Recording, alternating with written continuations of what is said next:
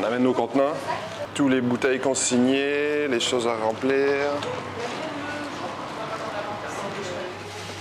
Des sucres, des bonnes grosses carottes.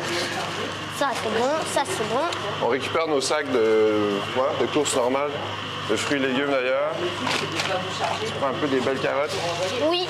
Il y a aussi, comme ça, des petits Grosses carottes. cochons. Ils ont acheté du lait frais local en vrac.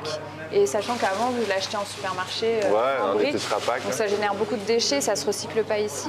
Et c'est vrai que la ferme laitière a cette démarche de proposer la consigne. Donc on a une belle réduction de déchets et puis en plus, on favorise l'économie locale. On avait fixé comme objectif en début de défi de réduire d'au moins 30% la poubelle d'ordures ménagères, c'est-à-dire les ordures qui ne sont pas recyclables et qui vont à l'enfouissement à Païta. Donc là, on a largement dépassé l'objectif puisqu'on est à moins 60% d'ordures ménagères sur l'ensemble des familles. Donc ça, c'est très positif. Chaque famille a été équipée d'un composteur ou d'un lombricomposteur. Donc on a déjà, ça représente généralement 30% de la poubelle, les déchets organiques. Donc déjà, on a sorti ces 30%-là des ordures ménagères qui sont maintenant triées à part et qui vont être rendues à la terre. Donc voilà la poubelle. Avant, on la sortait toutes les semaines quasiment. Et puis maintenant, aux 3 semaines... Bon là, il y a des petits donc il n'y a pas grand-chose dedans. Vous, globalement, vous aviez déjà pas beaucoup de déchets par rapport à la moyenne générale.